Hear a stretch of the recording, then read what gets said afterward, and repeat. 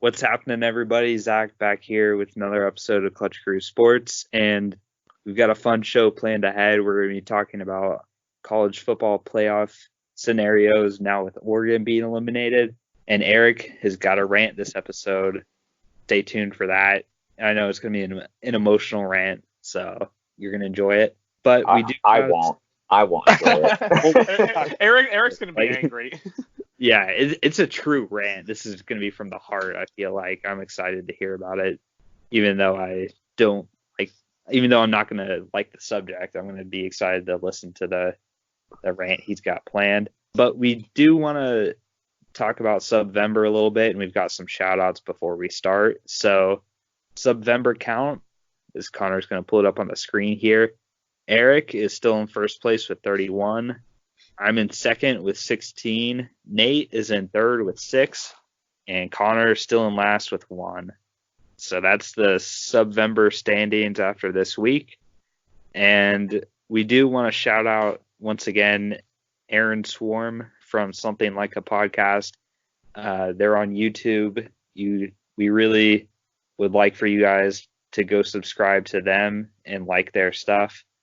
You can follow him on Twitter, and you can also follow his co-host on Twitter, the one REM. They're the two of them. They're a great duo. I really like listening to their episodes. They put out an episode once a week, usually on Friday nights, though sometimes on Saturdays. And their episodes are cool because they talk mainly the last couple episodes I've listened to. They've talked about NBA stuff, the first half of the episode, but then the second half of the episode, they talk about different stuff in life and relationships. And the last one, they talked about living in a matrix. They talked about the DC movies a little bit. They'll talk about anything and everything. So go listen to them. They're called Something Like a Podcast, and they've been huge fans of the show for the past couple weeks with promoting our stuff, and we really appreciate that. So thank you to Aaron, and let's get started with today's episode. So this weekend in college was an interesting one. A lot of the favorites did end up winning, but the big upset that happened was obviously Arizona State beating Oregon, and I had high hopes for Oregon. The last episode, I talked about Oregon being, in my opinion, the front runner to get in that fourth playoff spot, but obviously they're now eliminated, having a second loss. So the door opens up to a couple different teams. I think Alabama improved their playoff chances, but now Utah's got a better chance, or at least they're going to move up in the rankings. And then Oklahoma, I think, benefits a lot too. But there's still some teams that control their own fate. So we're all in agreement that Georgia, if they win out, that they're going to make the playoff. They control their own destiny. But I don't give Georgia a good shot of beating LSU. What do you guys think? Do you guys think that's realistic? Or I would give it like 20% chance of them beating LSU. What do you guys think? Yeah, I mean, I'm not as big into college football stuff as you guys are, but I have watched Georgia a little bit this year, and they're definitely a good team. But LSU just, to me, has been by far the best team. They've got great quality wins. They've looked unbeatable at times. I just don't see Georgia beating them, honestly. I mean, unless Jake Fromm shows up in a way that we haven't seen him show up, because Georgia's not going to have problems on the defensive side of the ball. It's going to be the offense that's going to need to put up the points against LSU. So, I mean, if Jake Fromm can step up and maybe finally live up to the potential that everybody thought he was going to have, then yeah, maybe. But I'm in agreement that LSU should win that game. It would shock me if Georgia won. Yeah, that's the thing, is this Georgia team is so one-dimensional on offense. They're such a DeAndre Swift running attack team, and Georgia's defense is fun to watch. They are really good defense. So watching LSU's offense versus Georgia's defense is gonna be a great thing to watch. I can't wait to watch that matchup. So, I mean, because that's going to be strength on strength. LSU's got the number one offense in college football. So even with Georgia's great defense, I just think over the pace of the game and over time, LSU is going to find a way to score, I think, at least 30. And Georgia is going to have hard time scoring on LSU. LSU's got a good defense. They do have some key injuries on that defensive front, but I still like LSU in that one. I think they'll win it just fine. But Georgia does have a shot there. And then the other team that's got a shot, Minnesota.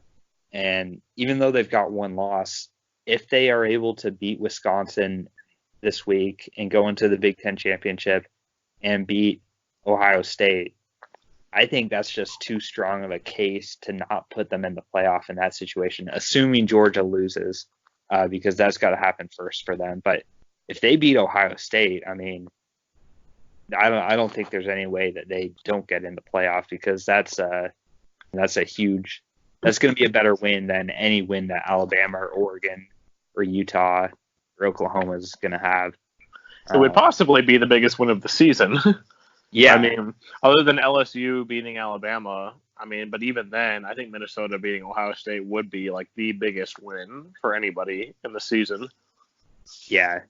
And then that's going to create a whole different thing, because we still think Ohio State is in that same spot as LSU, where they can afford to lose and still make the playoff, right? Yeah, I agree. I don't see, as long as Ohio State beats Michigan next week, I don't see any reason to believe that if Minnesota beat Ohio State, that Ohio State falls out. I mean, they'd still be a 12-1 team. So at that point, it's just going to come down to like determining the order of the 1 through 4, because that'll be more of a debate if Ohio State loses that. I think in my mind, if Ohio State loses that game, it would still be LSU 1, obviously Clemson 2, but I would think you'd still put Ohio State at number 3, like tentatively. I'm not sure, just because Minnesota's having to make a big jump to get up there. So that's why I think Ohio State would still be number 3 if that happened. I think also it's going to depend on how that game goes. I think if Minnesota gets a real tight win, I agree with you. But if Minnesota like thoroughly outplays Ohio State, I think they've got to move up to number 3. Yeah. So it's going to just depend, I think, on the style of win. But if it was just a close win for Minnesota, I agree with you there. And then so now let's talk about Utah versus Alabama, because that's assuming, Minnesota and Georgia both lose. Then I think it falls down to those two teams. And I've got one feeling about this, and I know a couple weeks ago I was like on the Alabama hate train going on, but if they, obviously it's dependent on them beating Auburn in the Iron Bowl, but if they win that, I think that win against Auburn is going to be more impressive of a win. I know that it's going to be a conference championship and all, but if you look at the opponent, I think Auburn having a win at Auburn is going to be more impressive than a neutral site win against Oregon, just because Oregon stumbled last week against Arizona State. I mean, that's unacceptable for them. So in my mind, and also right now to keep in mind, Alabama is still ranked above Utah in the AP poll. I assume that's going to be the case in the college football playoff poll. To leapfrog a team like that with two pretty similar wins, and I actually give the edge to Alabama in this case, I think that they're going to have to keep Alabama in the playoff. But Connor, you feel differently on that? Yeah, this is where Zach and I differ. I mean, I think that you're right. I mean, Alabama's above Utah in the AP. Like, Alabama's 5, Utah's 6. I'm assuming that's probably how it's going to be when we go into it. But, I mean, I know somewhat in the past, the selection committee has been a bit, I don't know if you want to say, like, they haven't valued conference championships as much as I think they should have. And I know there's been a lot of talk, like, and a lot of backlash against that. There's been a lot of people that have been like, how can you not value this conference championship over, some, like, I think there was the incident with Penn State where Ohio State got in over Penn State, despite the fact that Penn State beat Ohio State and won the Big Ten championship. That was completely unacceptable. I don't know how you can like not just the fact that Penn State won the conference title, but the fact they also beat Ohio State, and somehow Ohio State gets the spot is unacceptable. But then the year after that, when they were trying to decide between Alabama and Ohio State, and I think that was the year Georgia won the SEC championship, but then and Ohio State won the Big Ten, but they still put Alabama in ahead of Ohio State. So I think due to the fact that they've had all this backlash against it, I think that conference championship for Utah is going to really, it's what's going to put them over the edge. I do agree that I think that if Utah is going to get that spot, they are going to have to beat Oregon pretty convincingly. Like, it's not going to have to be they won on a last-second field goal or just won by a touchdown. I think they're going to have to win that game by at least 2 scores if they want, the College Football Playoff Selection Committee to look at them seriously compared to Alabama. So I definitely think there's more of a chance than what Zach is thinking for Utah to get in. Yeah, I do think that is a possibility if Utah were to just absolutely dominate Oregon and Alabama squeaks out a win. Yeah, that's definitely going to make it a lot closer. But I don't know. I just think that Utah, they haven't really inspired me this season with their schedule. I mean, their loss was to USC, who's ranked right now, but they're still not a great team. And they really haven't played anybody on their schedule to this point. So I was gonna say, like, well, to be fair too, like Alabama's schedule is also not very inspiring. I mean, if they beat Auburn, that'd be their only win over a ranked team. That is true, but when you look at their losses, then usually you like to, true.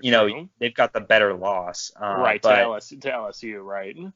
Yeah, it's going to be interesting to see how that turns out, and then Oklahoma's still around here because they're a one-loss team, but to me, these last 3 weeks, even though they've won 2 of the last 3 weeks for Oklahoma, they're just not inspiring. Their defense is giving up way too many points. That's always been the problem with Oklahoma, is their defense gives up way too many points, and their offense hasn't even been scoring 60 points or whatever like they were scoring in the first couple of weeks. So Oklahoma, they're winning, but they're winning by the skin of their teeth against average teams.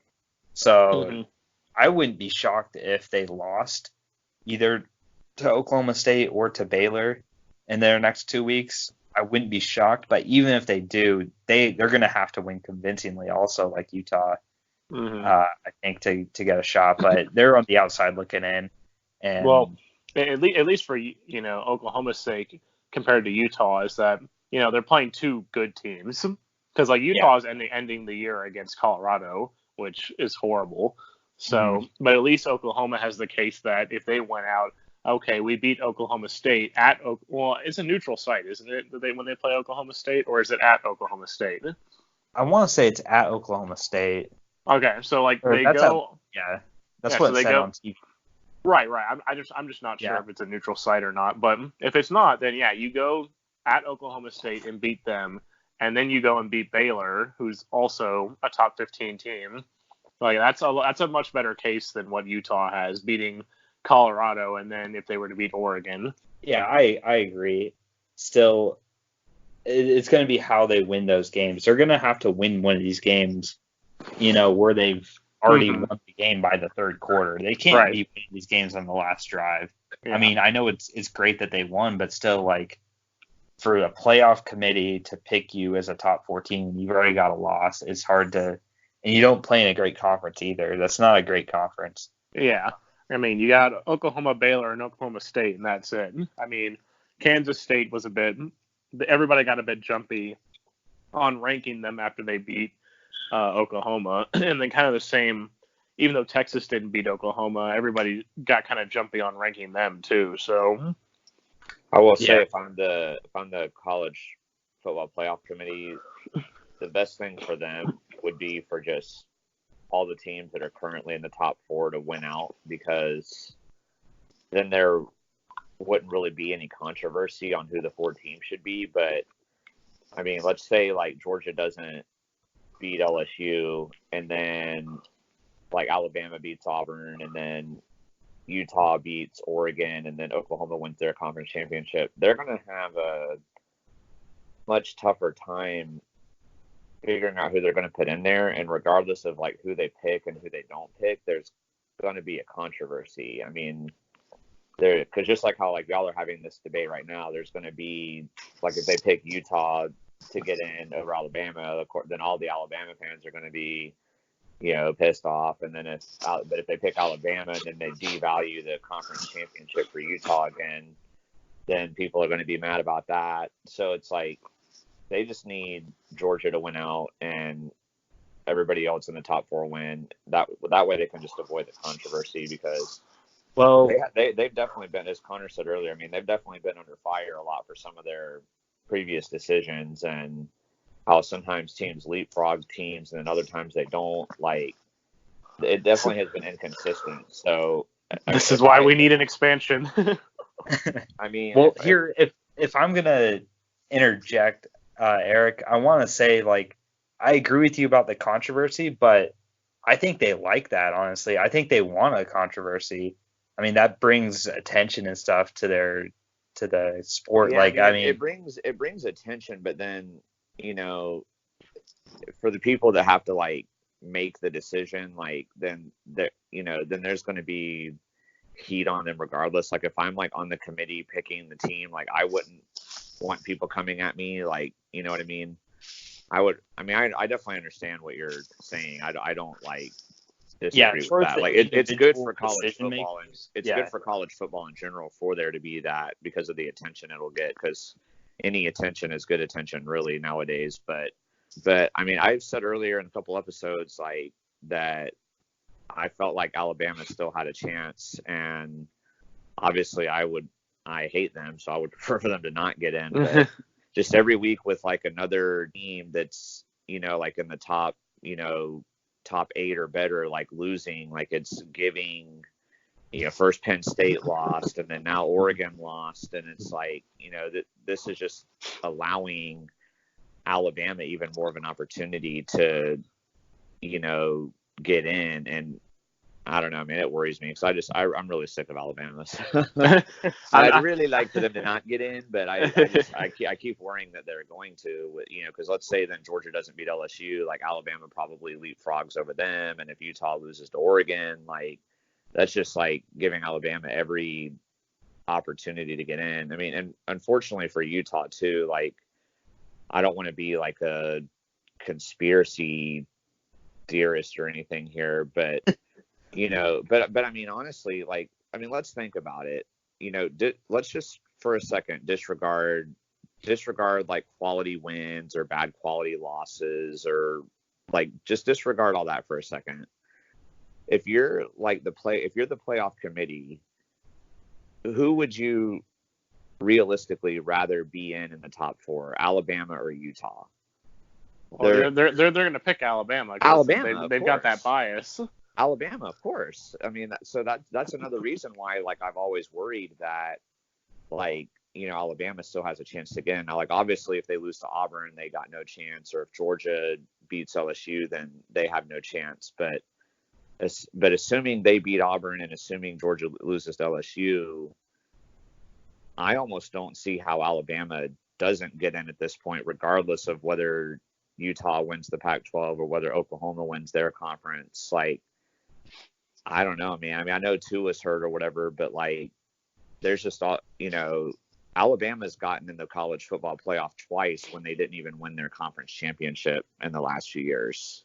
So to think that a team like Utah is going to be able to knock them out, like unless they beat Oregon like 44-7 or something, like I don't see Utah being able to get in, unfortunately. Like, unless Alabama loses to Auburn, or if Georgia beats LSU, that's the only reason why. Well, one team that I think could actually kind of get over that sort of Alabama name recognition bias is Oklahoma, because Oklahoma's been in the college football playoff almost every year too.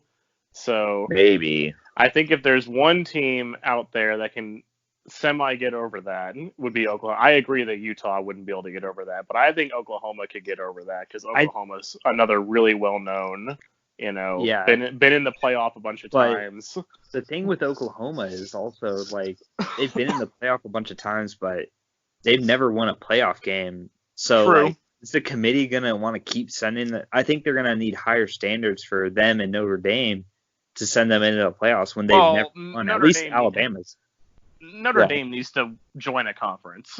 Like they need to, quit being independent. They just need to join the ACC because they're hurting themselves by being independent. They're not getting the schedule. Well, last year I think they helped themselves because they had such an easy schedule and they went undefeated. Like right. Like it helped them last year, but if they get one loss, if they lose one game, they're out. I mean, that's what I was saying. Like they need to join a conference. They need to join the ACC, so that way, even if they were to lose one game like that, at least you still have the chance to like go to the conference championship game or whatever. Whereas, like you guys said, if they lose one game, they're done. Like it doesn't unless they were to lose that one game to like Alabama, they're done. Yeah. So. It's interesting talking about. I know next week when we come back, it'll probably be we'll know a lot more. The picture will be a little bit more clear. But, And if you're watching this, like leave a comment. I mean, let us know. Like, do you think Alabama? I mean, obviously we have to have all the games play out, but as of right now, like, do you think Alabama or Utah or Oregon or Georgia, like, which one of those four do you think's getting that 4th spot? Like, let us know what you think. I mean. It's a very interesting topic. I'm not going back on my lock. I'm keeping my lock that Alabama's not making it. So yeah, that's fine. Please be right, Connor. Please be right. Moving on now from the college football talk, we'll go to the NFL side of things, and we'll start out with a rant by Eric. I'll just let you start your rant, Eric. I just got to go ahead and get this over with. I mean, if you know me or if you've listened to our episodes, you could probably guess what this is going to be about. But as y'all probably know, I am a fan, and Zach is as well, of the Jacksonville Jaguars. And I am just beyond frustrated with the team at this point. I mean, I'm usually more patient than most people. Most people, like, as soon as the team, like, loses a game they should win or something, they're like, fire everyone, and everybody gets all, like, ruffled up over it. Just look at Steelers fans. Steelers fans do that all the time. Fans would be fans. That's what I always say. Yeah, I mean, the Steelers lose in the AFC Championship game, and they want Mike Tomlin fired, and you know what I mean? But, like, I try to be, like, more level-headed and say, like, hey guys, calm down, like, it's a process, it takes time. And I try to be as patient. Even when Gus Bradley was our coach, I mean, I was even more lenient with him than most people were. But, like, I'm at the point with the Jaguars right now where I'm just like, fire everyone, man. I know, Zach, you made your Twitter name that just a couple hours ago, but I'm serious though, man. Like, it's time for the Jaguars to make some changes. Like, Doug Marrone has got to go. Todd Wash has got to go.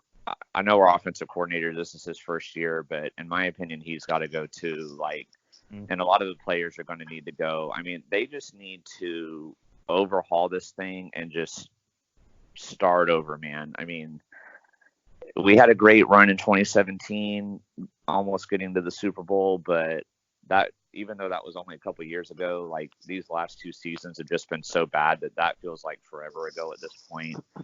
And what's gotten me to my breaking point is that we've had 3 divisional games in a row, and we've lost all of them in humiliating fashion. And if you look, like, on paper going into the season, I mean, the Jaguars had every possible advantage. I mean, Jadeveon Clowney gets traded away from the Texans, and Lamar Miller gets injured out for the season. Andrew Luck retires. We had every possible advantage going into the season, but Yeah, Taylor Lewan gets suspended from the Titans. That was probably the only one they capitalized on because Yeah. we beat him in week 3. But, I mean, but this has just been embarrassing, dude. I mean, the Colts had 2, not 1, but 2 100-yard rushers in the same game against us. 2-2. Yeah, 200-yard rushers. That's a MLB The Show reference. Or anybody who was wondering why Connor and I said that. But anyway, Colts had 2 100-yard rushers against us. The game against the Titans today, the score was 7-3 at half. You would think, oh, Jaguars, they got a chance at this. They're in this game. 5 minutes into the third quarter, it went from 7-3 to 35-3. Okay, that is ridiculous, dude. That is so unacceptable on so many levels.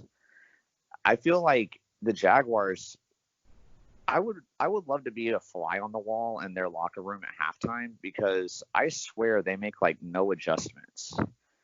It's like they just go in there and they're just like, all right, guys, I know the first half we got 3 points. Nothing's really working out there, but let's just go out there and do the same thing. We'll get it. Like, I don't know, man. It's this team is just so frustrating to watch. Like, we're so uninspiring on offense right now. We're barely doing anything on offense. Teams are just carving us up on the ground, especially. It's like guys don't know how to tackle. And then I guess another thing I wanted to go into too, like, I'm almost out of breath. I'm so worked up. Like, this is just crazy. Zach and I were talking about this earlier, and Connor was listening in the Skype call before we started recording. And like, I mean, just some of the moves that we have made as a team, I mean, have just baffled me. I mean, giving Blake Bortles a 3-year extension after we got to the AFC Championship game was so dumb because I wasn't necessarily mad at them re-signing him because he did get us to the AFC Championship game, but everybody knew he was not a great quarterback. They should have just given him like a 1-year prove-it deal or something because then that hurt our salary cap going forward. I did not like the move a couple years ago after Allen Robinson tore his ACL when we let him walk, and instead we re-signed Marquise Lee and brought in Dante Lamequeef, who sucks.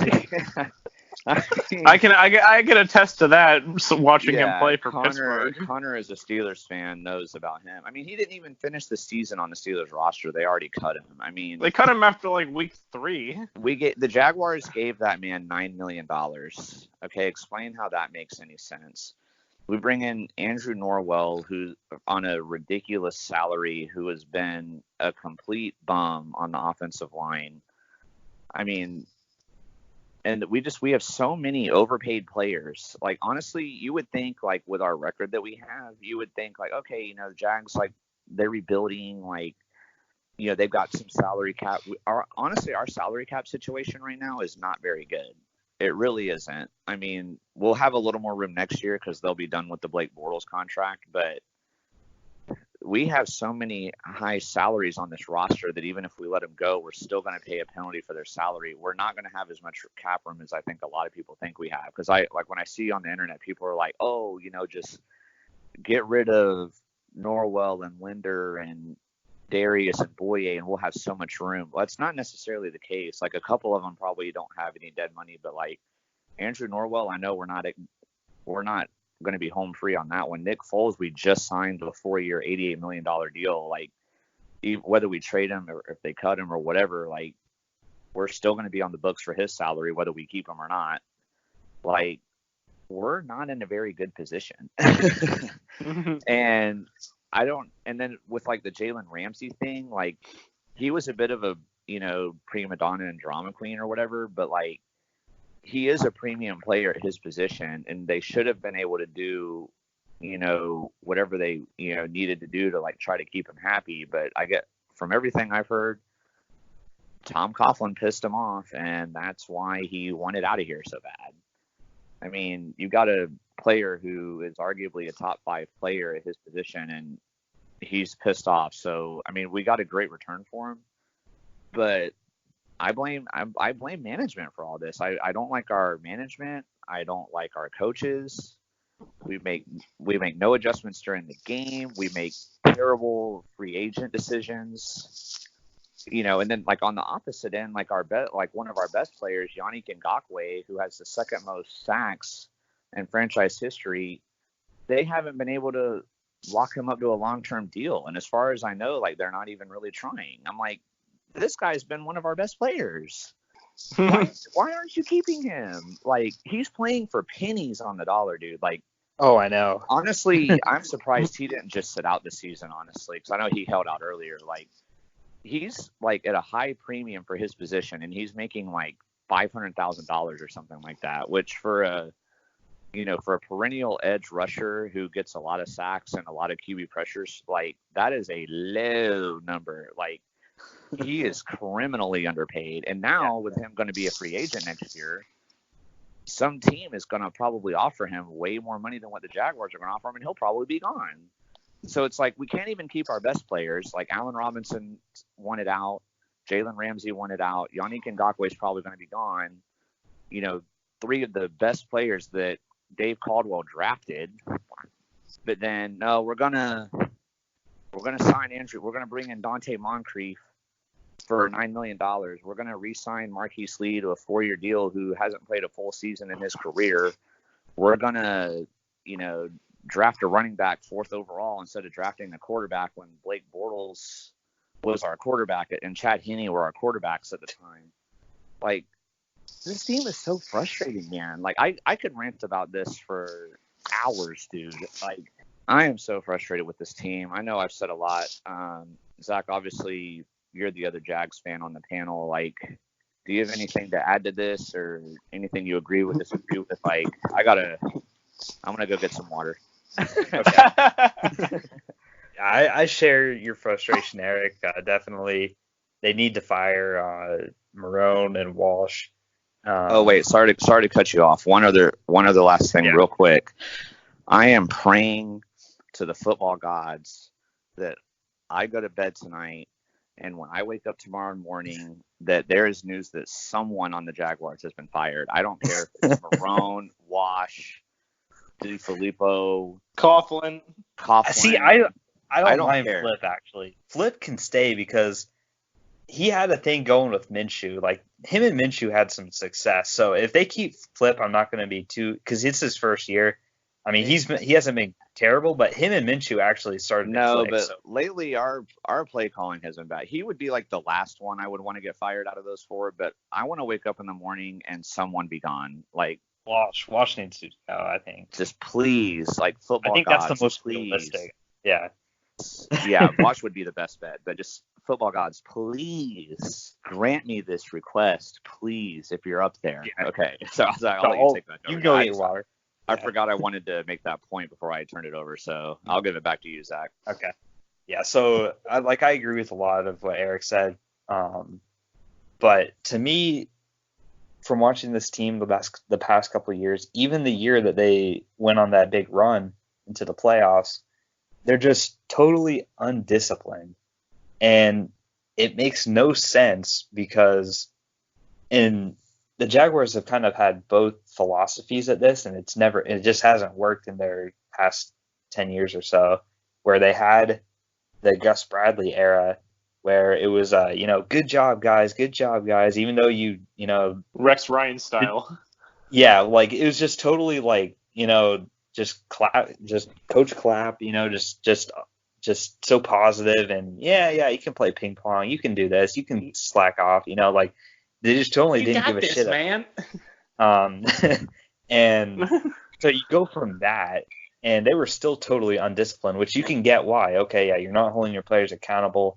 They're going to get personal fouls. You can draw a correlation. But then you bring in Marone and you bring in Tom Coughlin, and definitely Tom Coughlin is known for his disciplinarian perspective. I mean, he doesn't care at all. He gets fines by the NFL for saying, like, players should be at voluntary workouts when they're voluntary. He got fined for saying that because they're completely voluntary. With the NFLPA and everything, like, but he said on camera that all our players should be here, which you would like for them all to be here, but the fact that they're voluntary, you can't say that. So it's stuff like that. It's stuff like just the total, it doesn't fit the era. These young guys and stuff, these young football players, they weren't brought up in this way of discipline. And Tom Coughlin still got that old school approach of like the 5 minute, if you're not 5 minutes early, you're late to everything. And the team just doesn't respond to that. You saw Ramsey quit on the team because of that. Last year, the team just totally quit at the end of the season, even though they started out like 3-1 or something. They just totally quit. And they beat New England. Yeah. And I think that's what they're doing this year is they're just quitting. They're just giving up. They have the talent. It's obvious that they have the talent. It's just, I think it's just totally poor leadership. They gotta find somebody new, because Marrone, I don't know what Marrone really brings to the table as a head coach. I wasn't a fan when he got hired because he was still part of the Bradley regime. I mean, he was in-house hire. They brought him in as the interim coach when Bradley was fired. He re-signed. And so while I definitely think they need to make changes sooner than later, I'm just afraid that they're not, because Khan has had Shad Khan in his young ownership time as the Jaguars owner. He has not really shown that he's, going to make big risks and big changes to the front office. They had, I think, Gus Bradley on their staff a year too long. I think they're going to have Marrone on a year too long. And he ultimately sided with Coughlin with the Ramsey versus Coughlin drama. He sided with Coughlin on that. So I hope he does, but I'm just afraid that he's going to, not be he's not going to make these wide sweeping changes. I certainly hope he does. I just don't know. I know what Doug Marrone brings to the table. Bologna sandwiches. Yeah, whenever he wins, he gets to celebrate by eating that. It's just, I mean,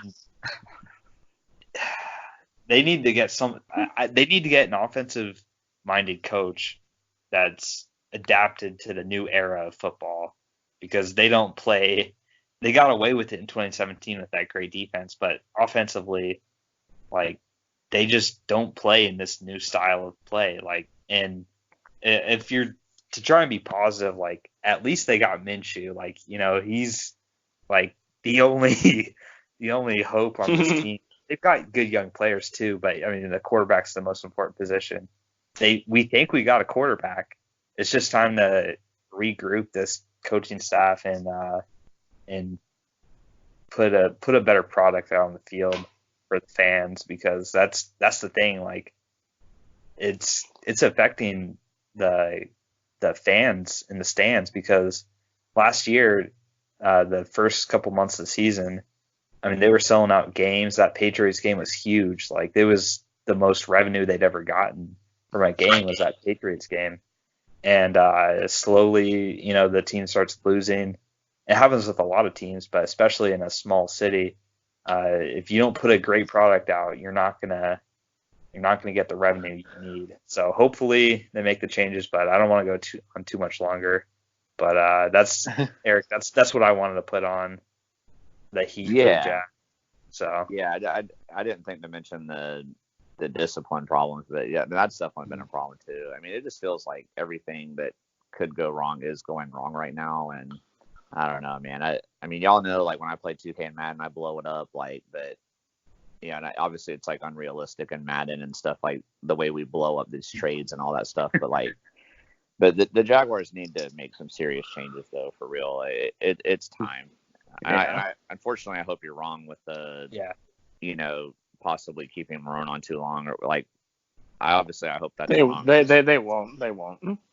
I mean, Connor doesn't think they will, but no, because that's what I was gonna say is that, like, you can lock that Doug Marrone is gonna be gone after this season. Like, I'm not saying he's gonna be fired tomorrow morning when Eric wakes up, but we would have already known that if that was yeah, right. So But the end of the season, Doug Marrone's going to be gone, and so I said you can lock that. I'm not going to lock this, but I do think that Tom Coughlin is also going to be gone. I think they've just had enough of him. Yeah. So, but my thing with the whole disciplinary problem is that, like, I think it's more so just some of the personalities that the Jaguars have on their team that, because I don't know if it's necessarily Coughlin's approach, because if you look at, I think a good example is the Bills, because the Bills were the most penalized team in the league when Rex Ryan was their head coach, and he had that whole Gus Bradley, like, oh, it's all good, man. Like, give me a hug. Like, go try next time, whatever. That sense of thing. But as soon as Sean McDermott came in, he was like, okay. He took all the stuff out of the facilities, like no more pool tables, no more, TVs, like no more whatever. I think it was like the only thing he left was like a ping pong table because like, so I can't remember what the reasoning was, but it was some reason I thought was pretty cool why he kept it. But that was like the only thing he left. He'd take out like all the pool tables, all the TVs, all the stuff like that. And I mean, the Bills, look at the Bills now. Some people might think, which I semi agree that their 8-3 record is a bit overblown, but they're not the most penalized team in the league anymore. You can't argue the results they're getting. Yeah, they certainly don't have discipline problems anymore. So I think it's, unfortunately for the Jaguars, they just have a lot of hotheads on their team right now. And obviously Jalen Ramsey, they got rid of one of them with Jalen Ramsey, but it seems clear that they still haven't gotten rid of all of them. I think it's a coach. To me, I think